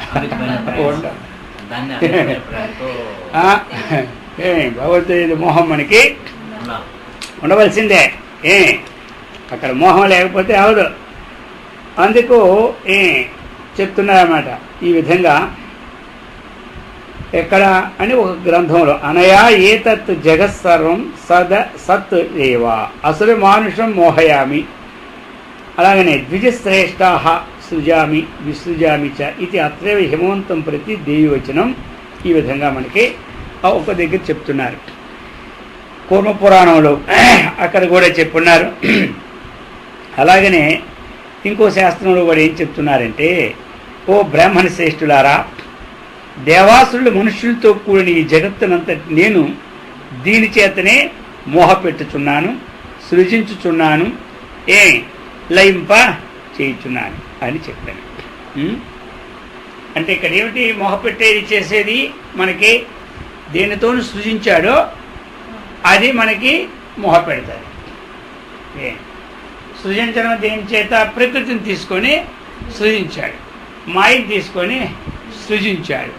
ఆయన సృజించడం దేనికోసం సృజించినాడు? తీసుకోవాలి కదా. దేనికోసం? ఆయన అనుకున్నాడు, సృష్టి నేను చేయాలనుకున్నాడు, అంతే కదా.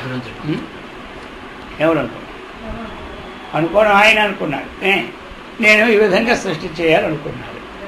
మరి ఆ సృష్టి అన్నటువంటిది మరి అది ఏం చేస్తుంది? ప్రకృతి 3 గుణాలు కదా. ఇది ప్రకృతి 3 గుణాలు.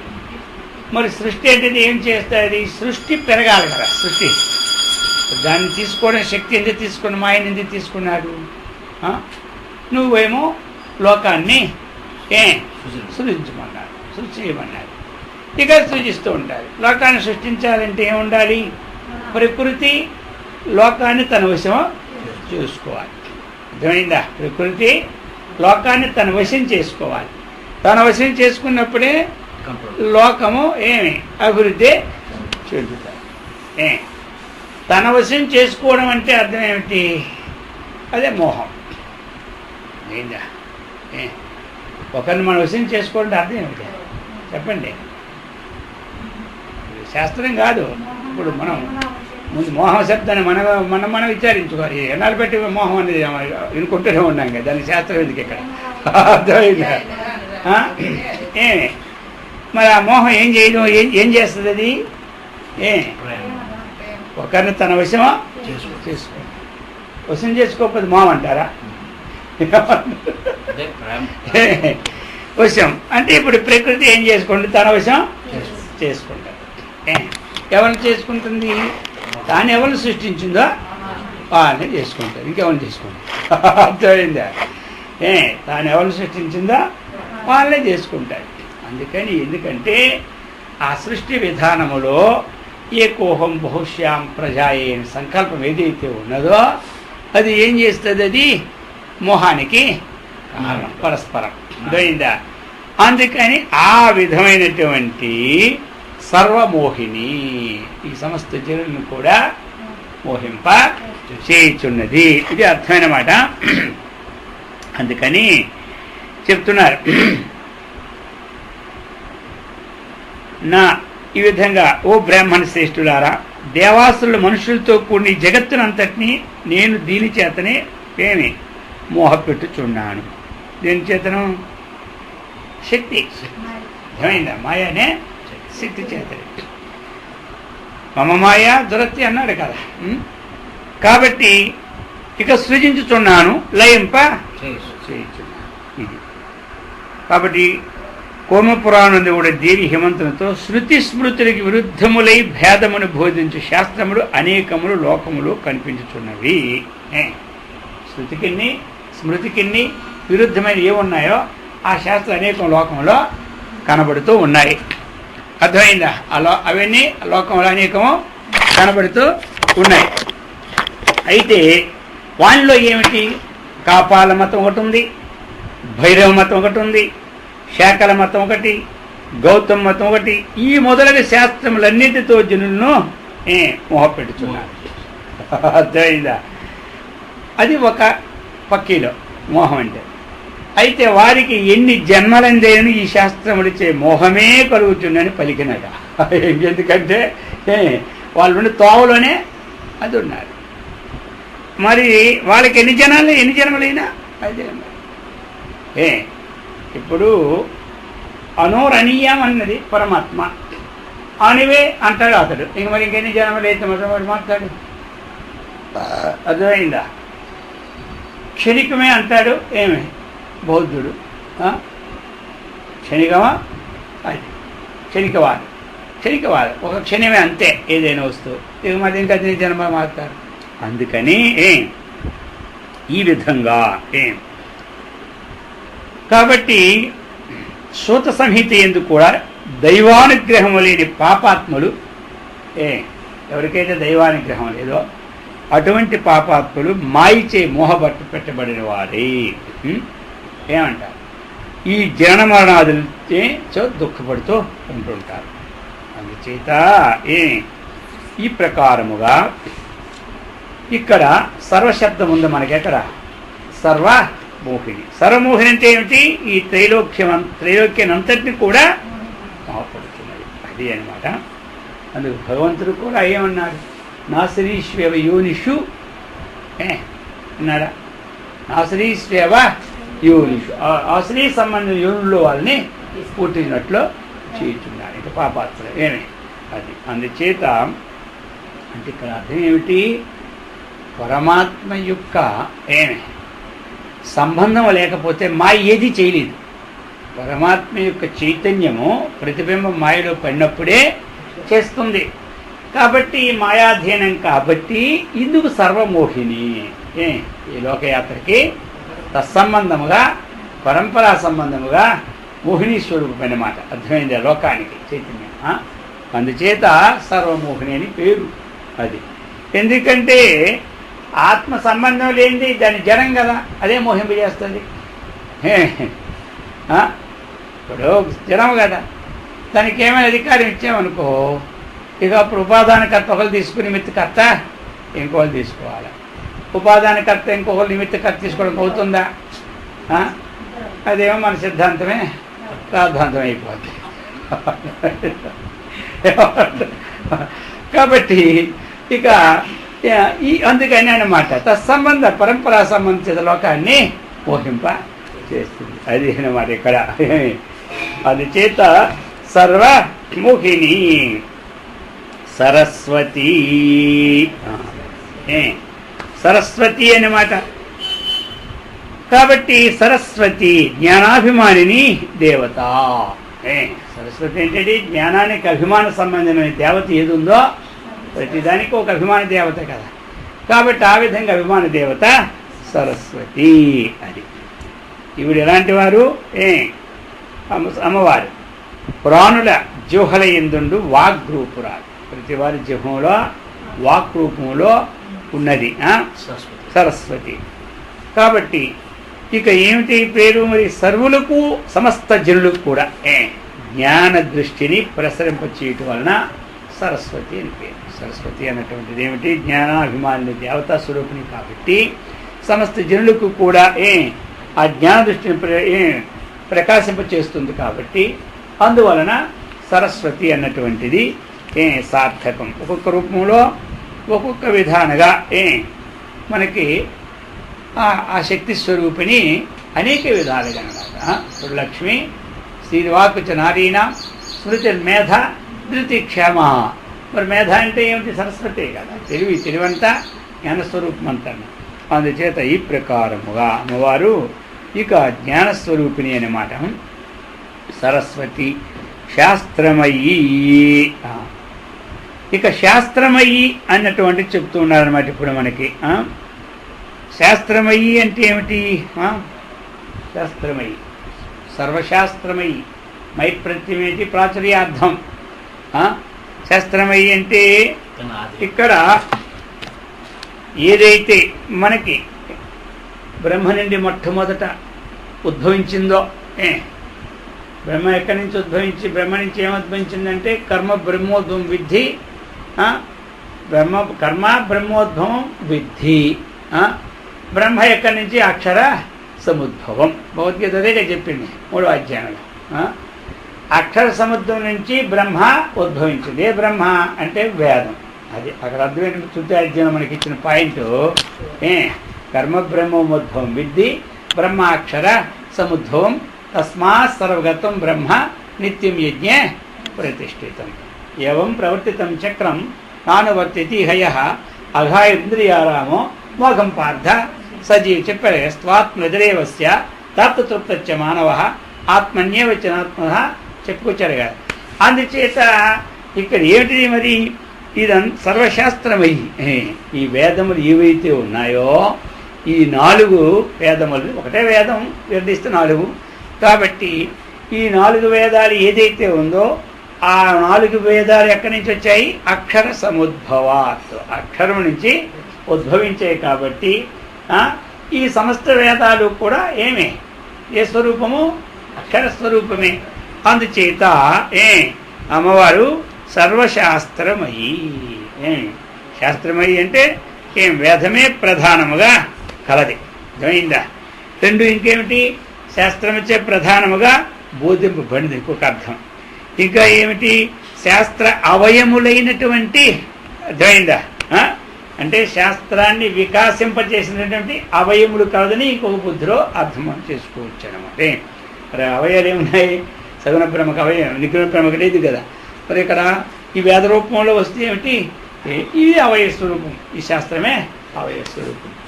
అందుచేత ఈ విధముగా ఇక్కడ శాస్త్రమే ప్రధానముగా కలదు. ఇదంతా ఇప్పుడు సర్వం కల్వితం బ్రహ్మ అన్నప్పుడు ఇంకేముంది అక్కడేముంది? సమస్తము బ్రహ్మస్వరూపమే.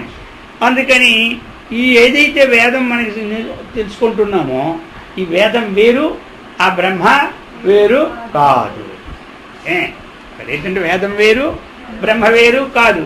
వేదం అంటే ఏమిటి? శాస్త్రం, అంతే కదా. శాస్త్రాతీత శాస్త్రం. ఇప్పుడు శాస్త్రం వేరు, అమ్మవారి వేరు కాదు. అందుకని సర్వశాస్త్రమయ్యి సర్వశాస్త్రమయ్యి గీతా సర్వవేదమయ్యి అని అనుకుంటాం కదా.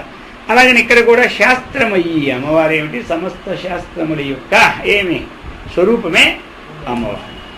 శాస్త్రమయ్యి గుహాంబా. గుహాంబా ఇక్కడ మనకేమిటి? గుహాంబా అని చెప్పుకొచ్చారు. ఈ గుహ అంటే ఏమిటి? మనం ఇక్కడ భగవద్గీత మనకు చెప్పేసింది, ఈశ్వర సర్వభూతానాం హృదయసేర్జున తిష్టతే.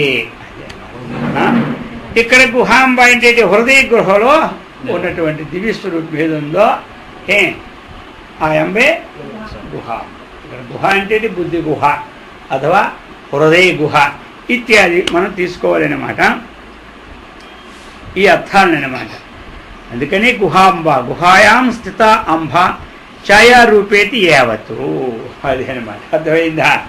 ఇక్కడ ఏం రూపం అంటే ఛాయారూపం. అది గుహంలో ఇది బుద్ధి గుహలో ఉన్నది ఏమిటి? ఛాయే. అంతటా ప్రకాశమానమైనటువంటి ఆ చైతన్య ప్రతిబింబం యొక్క బింబం యొక్క చైతన్యం యొక్క ప్రతిబింబమే ఇక్కడ ఈ గుహలో మనకి ప్రకాశింపచేసేది. ఎప్పుడైతే అంతఃకరణములో ఆ చైతన్యం పడిందో ఇదే అనమాట మనకి. దీని ద్వారా మనం తెలుసుకుంటున్నాం. అందుచేత లోపల ఉన్నవారు ఎవరు? ఆ యొక్క ప్రతిబింబం ఛాయ, బింబం యొక్క ఛాయ, అది బింబం యొక్క ఛాయ. అందుకు హృదయ గుహం ఎందున్న తల్లి. చంద్రుడు ప్రాదేశమాత్రమే కలదినడు జ్ఞానము లౌకికమే. అట్లే బ్రహ్మమునకు కూడా జగత్తునకు భేదం లౌకికమే గాని శాస్త్ర సమ్మతము కాదు. అర్థమైందా? అది శాస్త్ర సమ్మతము కాదు. అయినను జగద్బ్రహ్మల భేదము శాస్త్ర సమ్మతమని తెలుపుచున్నాడు. గుహాంబ అది గుహయందున్న అంబ అని. గుహాంబ అనేది గుహయందున్న అంబ. కర్మఫలం అనుభవించేవారు గుహయందు ఉన్నవారు. అర్థమైందా? కర్మఫలం అనుభవించేవారు గుహయందు ఉన్నవారు. ఏమిటి ఇక్కడ మరి? ఇక్కడ మనకేం చెప్పింది? ముండకోపనిషత్తు. ఇందులో ఉన్నారు గౌ సు పర్ణ. ఏమి రెండు పక్షులు. ఇక్కడ ఉన్నవారు ఎవరు? రెండు పక్షులు. ఒకటి సాక్షి, అనుభవించేవారు. అది అనమాట. ఈ విధంగా గుహాంబ గుహ్య రూపిణి. అది గుహ్య రూపిణి. గుహ్యం అంటే ఏమిటి? రహస్యం అనమాట. ఇక రహస్యం అనేది ఏమిటి? జ్ఞానం. రహస్యం అనేది ఏమిటి? జ్ఞానమే రహస్యం. ఇంకంతకన్నా ఇంకోటి రహస్యం ఇంకేమీ లేదు. కాబట్టి ఈ రహస్యాన్ని చెప్పినటువంటివి ఏమిటి అంటే ఉపనిషత్తులు. ఏదైతే ఈ రహస్యాన్ని చెప్పినటువంటి విషయాలు ఏం చెబుతాయి? ఉపనిషత్తే. ఈ రహస్యాన్ని చక్కగా స్పష్టంగా మనం చెప్పినది ఏమిటి? ఉపనిషత్తు. అందుచేత ఉపనిషత్తు అంటే ఏమిటి మనకి? ఉపనిషత్తు అనేదే జ్ఞానం. అర్థమైంది కదా? జ్ఞానం. ఉపనిషత్తు ప్రతిపాదిత విషయం ఏమిటి? జ్ఞానం. ఏమి జ్ఞానం అంటే జీవో బ్రహ్మ ఏక. జీవ బ్రహ్మలకి భేదం అనేది లేదు. జీవబ్రహ్మలకి భేదం అనేది లేదు. అందుచేత ఆ ఉపనిషత్ స్వరూపిణి అన్నమాట. అర్థమైందా? ఆ ఉపనిషత్తు స్వరూపిణి. అది ఎందుకు? ఒకటి. ఇంకేమిటి మరి? గుహ్యం అంటే ఈ హృదయాకాశం ముందే చెప్పుకున్నాం కదా. గుహాంబ అనేది కూడా గుహ్యం కూడా ఇంచుమించు అదే. కాబట్టి ఇక్కడికి రూపిణి అన్నప్పుడు రూపం ఏమిటి అంటే ఆ ఉపనిషత్తు యొక్క స్వరూపమే అమ్మవారు. అయిందా? అది అన్నమాట. అందుచేత ఈ ప్రకారముగా చెప్తూ ఉన్నారు. సర్వోపాధి నిర్ముక్త సదాశివ పతివ్రత సంప్రదాయేశ్వరీ సాధ్వీ గురుమండల రూపిణి సర్వోపాధి నిర్ముక్త సదాశివ పతివ్రత సంప్రదాయేశ్వరీ సాధ్వీ గురుమండల రూపిణి. అది ఇప్పుడు చెప్తున్నారు. అందుకనే అమ్మవారి యథార్థ స్వరూపాన్ని మనం తెలుసుకోవాలి. మరి ఆ చైతన్యం అనేది పడినప్పుడు మాయని ఉపాధిగా తీసుకొని జగత్తునంతా కూడా సృష్టింప చేశారు. మరి మాయతో సంబంధం ఉన్నదా లేదా అన్నటువంటిది అందరికీ సందేహమే కదా. అందుకని ఉపాధి అన్నప్పుడు మాయ. అర్థమైందా? ఏ ఉపాధి సృష్టి అవుతున్నా అది మాయా సంబంధం లేకుంటే ఇది కాదు. అందుకని ఎక్కడిదక్కడే తేల్చేస్తారు. సర్వోపాధి వినిర్ముక్త. కాబట్టి మాయతో సంబంధం చైతన్యం పడినా అందుకని ఎక్కడ చైతన్యం సాక్షాత్తుగా సంబంధం ఎక్కడ ఉండదు. అర్థమైందా? సాక్షాత్తుగా సంబంధపడేది లేదు. చైతన్యం యొక్క ఛాయ్ ద్వారాగానే దాని యొక్క ప్రతిబింబం ద్వారానే ఇదంతా. అర్థమైందా? ఇక్కడ సర్వోపాధి వినిర్ముక్త అంటే అర్థం ఏంటి? ఇక్కడ సర్వోపాధి విముక్త అంటే ఏ ఉపాధి ధర్మముల చేత కూడా లేదు. సకల ఉపాధి ధర్మములచే విడువబడినది. అంటే ఏమిటి? ఇక్కడ తనలో ఆ ధర్మం ఉంటే విడవడం కాదు. ఇప్పుడు మనలో కొన్ని ధర్మాలు ఉంటాయి కాబట్టి మనం విడుస్తాం. ఎప్పుడు విడుస్తాం మనం? మనలో ధర్మాలు కొన్ని ఉంటే విడుస్తాం. ఇక్కడ వినిర్ముక్త అంటే ఏమిటి? ఆ ధర్మాలు ఎప్పుడూ ఆ యొక్క శుద్ధ చైతన్యములో ఈ మాయోపాధి ఉన్న ధర్మాలు ఎప్పుడూ లేవన్నమాట. అది ఇక్కడ అదనమాట. అర్థమైందా? ఎప్పుడు వినిర్ముక్త అంటే ఎప్పుడు నిర్ముక్త, దానితో సంబంధం లేకుండా ఉన్నది. ఇక్కడ వి ని ముక్త. అర్థమైందా? ఒకటి వి ఉపసర్గ, 2 ని ఉపసర్గ, 3 ముక్త. ముచ్చుల మోక్షనే ముక్త. కాబట్టి విశేషేనంటే సంపూర్ణముగా నిశ్శేషముగా ముక్త విడుపడినది అంటే దాని సంబంధము లేనటువంటిది. అది సర్వోపాధి అంటే ఉపాధి ధర్మ శూన్యురాలు అని అర్థం ఇచ్చారు. ఇక్కడ మరి అనేకమైనటువంటి వాళ్ళు అనేక రకరకాలుగా వాదోపవాదాలు ఉంటుంటాయి ఎక్కడా కూడా. అర్థమైందా? చివరికి సిద్ధాంతం ఏమిటి మరి మనకి?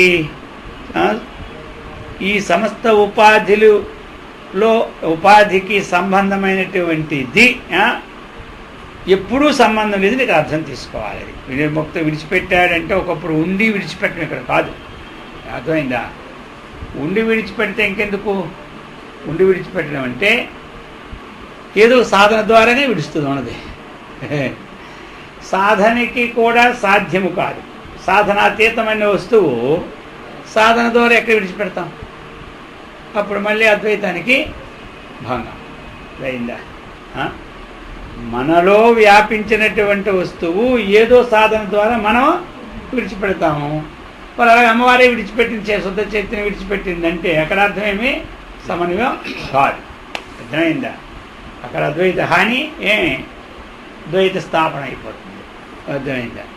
అందుకని ఆ మాయా సంబంధము అన్నటువంటిది అమ్మవారిలో లేదు. అది తీసుకోవాలన్నమాట. ఇక్కడ చైతన్యముడు అది ఉపాధి.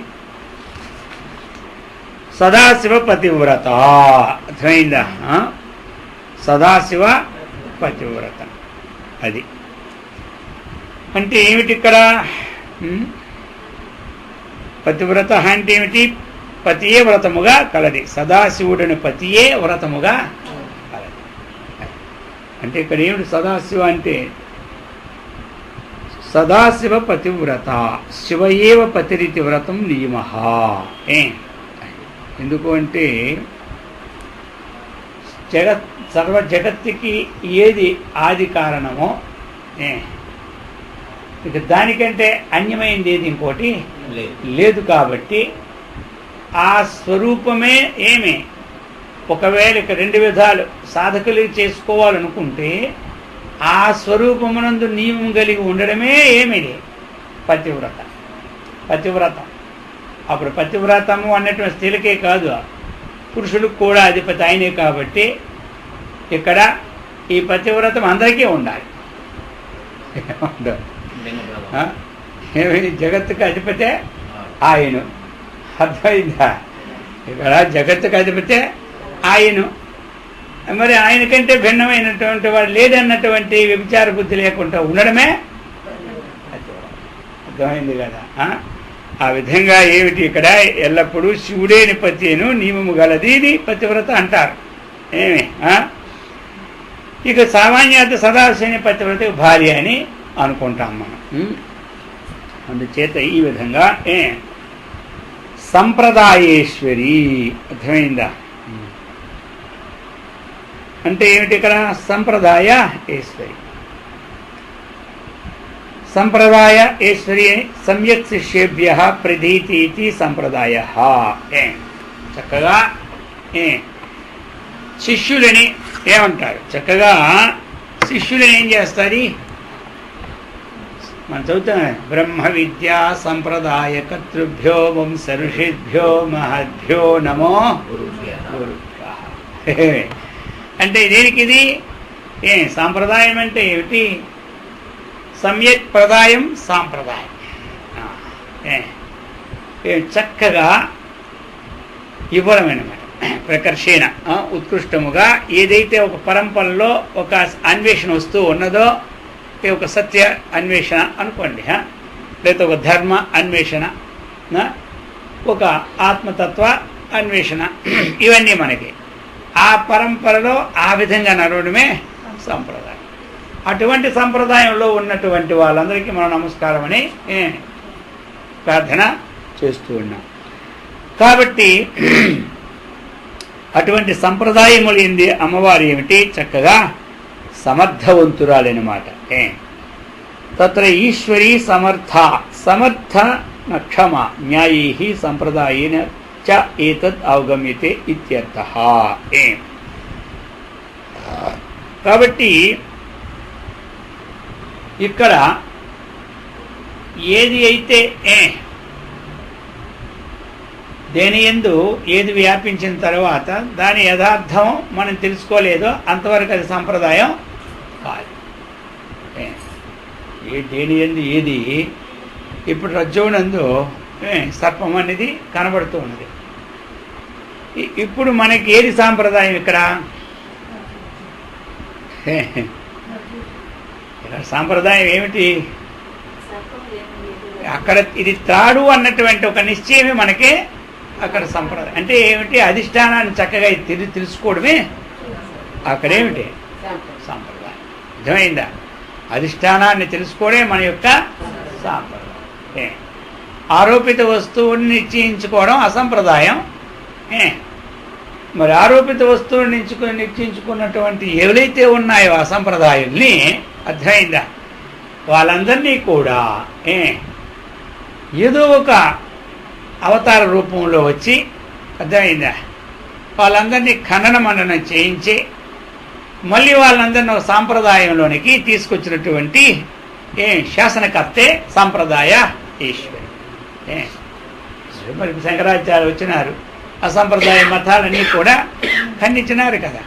అర్థమైందా? అటువంటిది అన్నమాట. ఇక సాధు. సాధు సాధు అంటే ఏమిటి? ఇక్కడ మనకి సాధు అనేది ఏమిటి? ఉచితం అని అంటారు ఒకటి. అర్థమైందా? యుక్తం చైత ఇత్యాదాతు సాధు ఇది ఉచితం. అది సాధు అంటే ఏమిటి? ఉచితం. ఉచితం అంటే ఏమిటి? తగి ఉన్నది అని అర్థం. ఇంకా తెలుగులో మనకి తెలుగులో తగి ఉన్నది అని ఒక అర్థం అన్నమాట. అయితే ఇక్కడ సాధువు అంటే ఏమిటి? మనకి ఉచితం అనేది ఎప్పుడు, అనుచితం అనేది ఎప్పుడు? వేద విహితం అనేది ఉచితము, వేద నిషిద్ధం అనేది అనుచితం. అర్థమైందా? కాబట్టి వేద విహిత కర్మానుష్ఠాన పరులందరూ ఉచితం అంటే ఏమిటి? వేద విహిత కర్మానుష్ఠానం అంతా సాధు స్వరూపం. అర్థమైందా? కాబట్టి ఇక్కడ ఏమిటి మరి ఉచితం? మనకి ఏ సాంప్రదాయం అయితే ఉన్నదో ఆ సాంప్రదాయంతో ఏది మనకి తెలుసుకోదగినదో దాన్ని తెలుసుకోవడమే ఉచితం. మనకి మంది ఏమిటి? బ్రహ్మ విద్యా సంప్రదాయ కర్తృభ్యో వంశ ఋషిభ్యో. బ్రహ్మ విద్యా సంప్రదాయం. మరి ఈ సంప్రదాయంలో మనం తెలుసుకోదగినది ఏమిటి? ఆ బ్రహ్మ విద్య. ఆ బ్రహ్మ విద్యను తెలుసుకోవడమే ఉచితమైనమాట. కాబట్టి అటువంటి ఉచితమైనటువంటి స్థితిని మనకి కలుగు చేసినటువంటిది అమ్మవారు. అర్థమైందా? అనుచితం నుండి దూరం చేసి ఉచితాన్ని కలుగు చేసినటువంటిదే అమ్మవారు. ఉచితాన్ని కలుగు చేయాలంటే ఉచిత స్వరూపమే అమ్మగారు. అదే అన్నమాట. ఇక్కడ అన్నీ అన్వయం చేయాలి కదా నామూనందు. అర్థమైంది. ఇక్కడ ఎవరి దగ్గర ఏది ఉంటే అదే మనకు వస్తుంది, లేనిది ఎక్కడ వస్తుంది? ఎవరి దగ్గర ఏది ఉంటే అదే వస్తుంది, ఇంక లేనిది రాదు. కుమ్మరవాడి దగ్గరికి వెళ్ళాము, వాడి దగ్గర ఏం లభిస్తుంది? కుండలే లభిస్తాయి అన్నమాట. ఇంకోటి ఏం లభిస్తుంది వాడి దగ్గర? అక్కడికి జూనియర్స్కి వెళ్తే అన్నీ లభిస్తాయి, ఎక్కడ ఏం లభిస్తుంది? అర్థమైందా? కాబట్టి ఇక్కడ ఇదే లభిస్తుంది. ఆ విధంగా ఉచిత స్వరూపమే వేద విహిత స్వరూపమే అమ్మగారు. మనం సేవించినందువల్ల ఎప్పటికీ ఏది ఉచితమో అప్పటికి మనకి కలుగు చేస్తూ అనుచితమైన భావాలను పోగొట్టి ఉచితమైనటువంటి స్థితిని కలుగు చేస్తుంది. కాబట్టి అక్కడ సాధు అంటే ఇంకేమిటి? సత్వగుణ సామ్యం ధర్మం కలిగినదే సాధు అన్నమాట. అందుకు సాధు శబ్దం అంటారు, అసాధు శబ్దం అంటారు. సాధు శబ్దం అంటే ఏమిటి?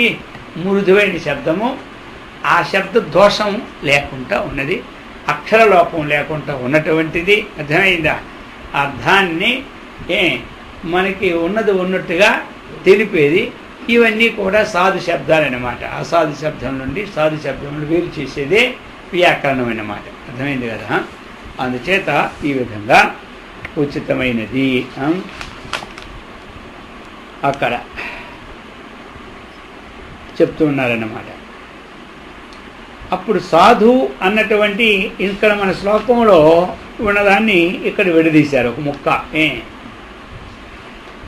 సాధు ప్లస్ ఈ శ్లోకంలో ఏముంది?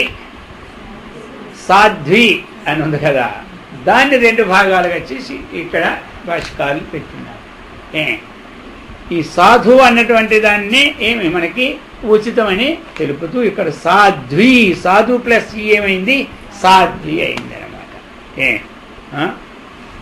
కాబట్టి అది చతుర్థంలో సాధవే నమః వస్తాయి. సాధవే నమః. ఇక్కడ మరి మనం విడదీసుకున్నాం కాబట్టి ఇక్కడ కేవలము ఐ నమః, ఐ నమః అది మనకు వస్తుంది కదా.